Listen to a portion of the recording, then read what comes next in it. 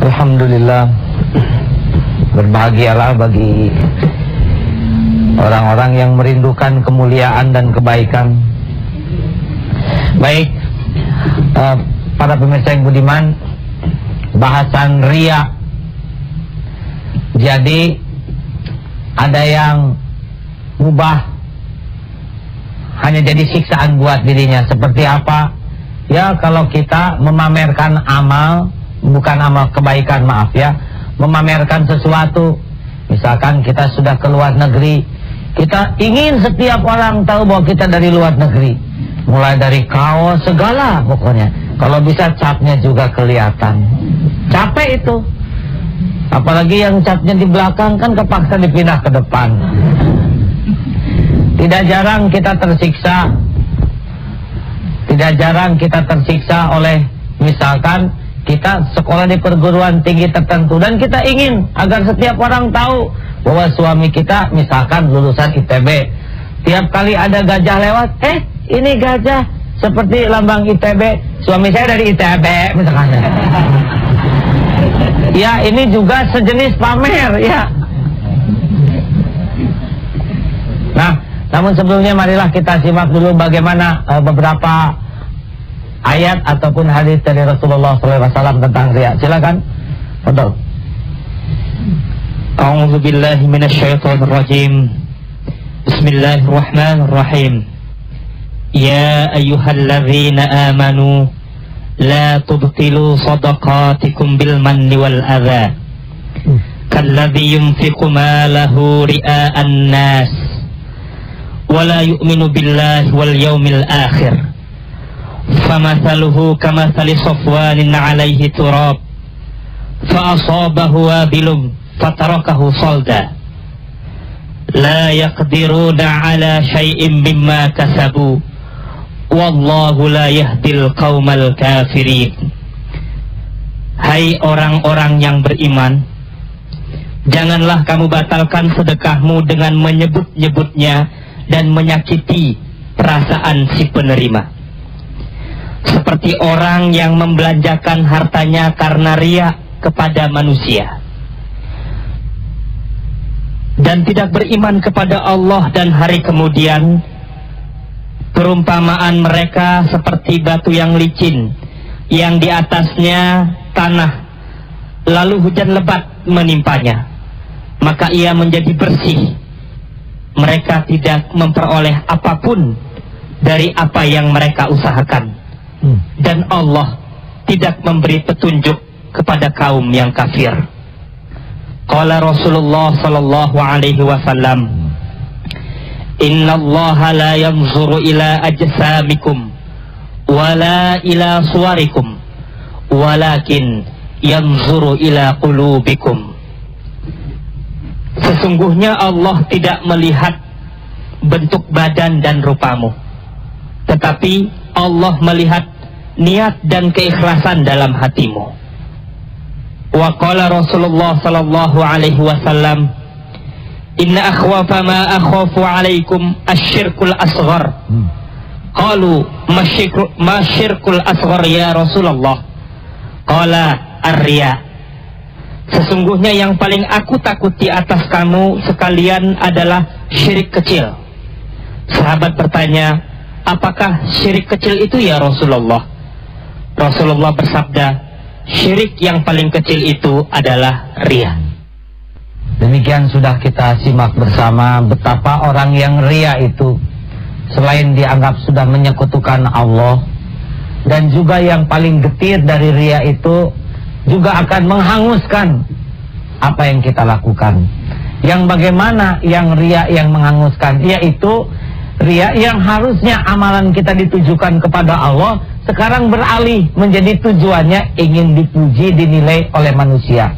Inilah yang menghanguskan. Misalkan sholat, azan, hayya 'alas shalah, di hatinya berharap calon mertua akan tergetar hatinya sehingga inilah jodoh terbaik untuk anak saya. Ketika diketuk, maaf, bapak ada? Oh, bapak sedang pergi keluar kota. Tiba-tiba dia dongkol, Kalau begitu saya tidak akan azan. Jelas ini riya.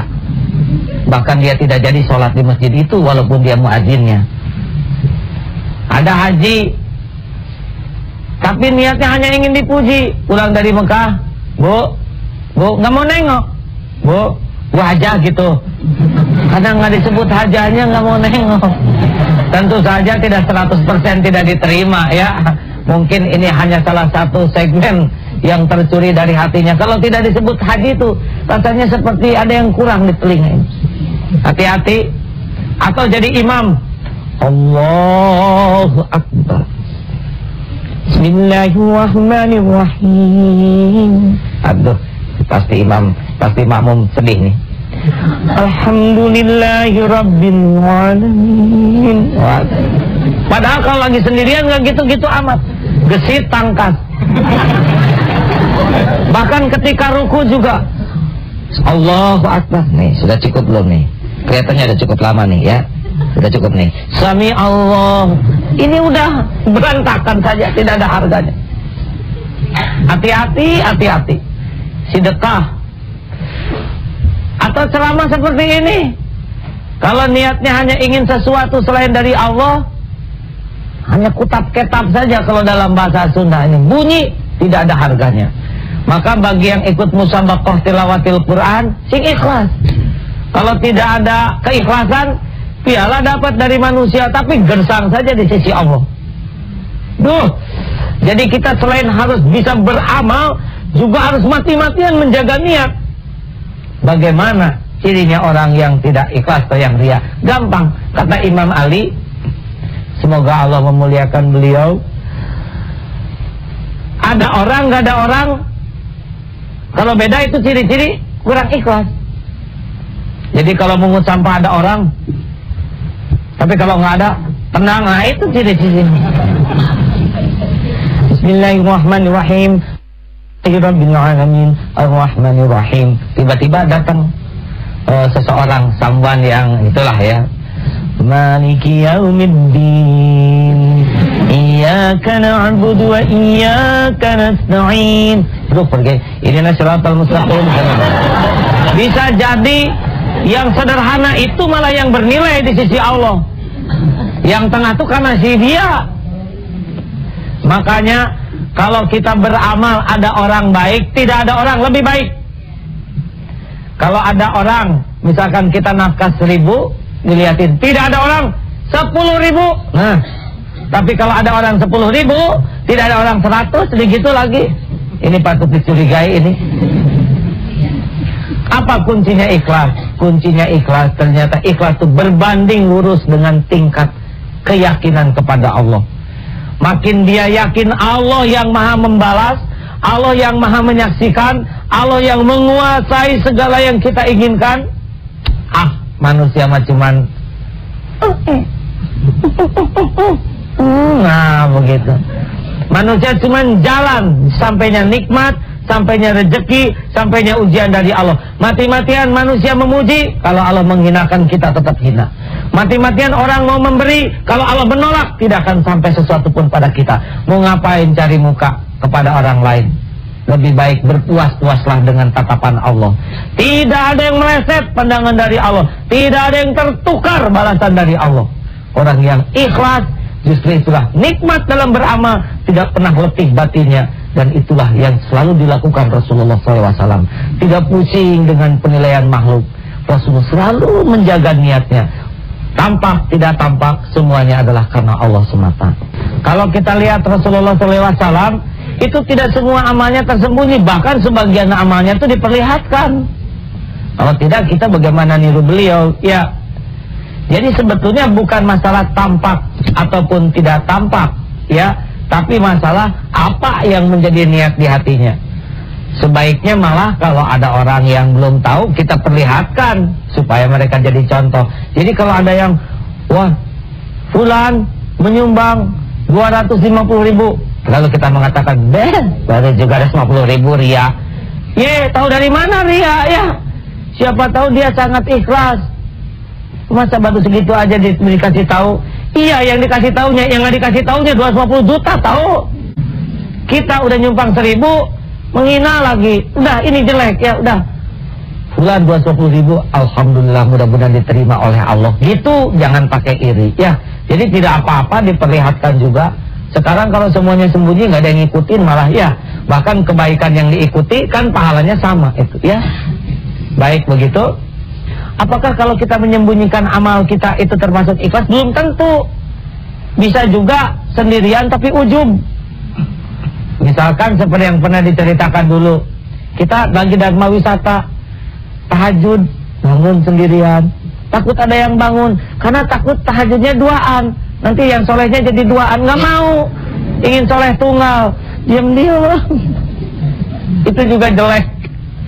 Atau ketika Senin Kemis ada arisan, kemudian kita geleng-geleng kepala, ya Allah, saksikanlah, tidak ada satupun yang saum, ampunilah mereka. Ada, pada dia yang harus tobat ya. Mungkin mereka saum menghargai tuan rumah, maka diam dalam kesendirian juga belum tentu selamat kalau tidak pandai mengelola hati. Luar biasa memang ilmu hati ini. Maka sekarang kesimpulan dari perjumpaan ini, marilah saudara-saudaraku sekalian, mulai sekarang mah puaskan diri kita, cukuplah Allah. Allah melihat cukup buat kita. Mau dilihat siapapun terserah. Yang penting Allah ridho, cukup. Karena diri kita milik Allah, masa depan kita dalam genggaman Allah. Apapun yang kita inginkan semuanya dikuasai oleh Allah. Gak ada gunanya cari pujian di depan makhluk kalau kita tidak disukai oleh Allah Subhanahu wa Ta'ala. Dan biasanya orang yang ikhlas, Allah lah nanti akan menginformasikan kalau toh jadi kebaikan untuk diketahui orang lain. Baiklah, para pemirsa yang budiman, kita akan tutup dengan doa. Mudah-mudahan doa kita ini di bulan Ramadan ini diijabah oleh Allah. Allahumma sholli ala Muhammad wa ala alihi wa ashabihi ajma'in. Wahai Allah yang maha mendengar, wahai yang maha menatap, ampuni segala riya kami selama ini. Ampuni jikalau kami lebih merindukan pujian dari makhlukmu daripada pujianmu. Ampuni jikalau kami mencari kedudukan di sisi makhlukmu daripada kedudukan di sisimu. Ya Allah, tolonglah kami. Jadikan hati ini menjadi hati yang bening. Jangan biarkan keringat kami menetes kecuali di jalan yang Engkau sukai, ya Allah. Jangan biarkan kaki ini melangkah kecuali di jalan yang Engkau ridhoi. Ya Allah, jangan biarkan tubuh ini bergerak kecuali sesuatu yang Engkau sukai. Jadikan hanya Engkaulah tujuan kami, ya Allah. Hanya Engkaulah tumpuan harapan kami.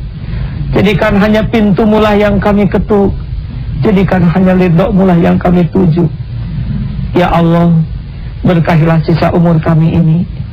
Berkahilah bangsa kami ini, ya Allah. Golongkan kami ini menjadikan orang yang merasakan nikmatnya ikhlas. Ya Engkau terima amal-amal kami, ya Arhamar Rahimin. Allahumma inna nas'aluka ridhaka wal jannah wa na'udzubika min sakhatika wan nar.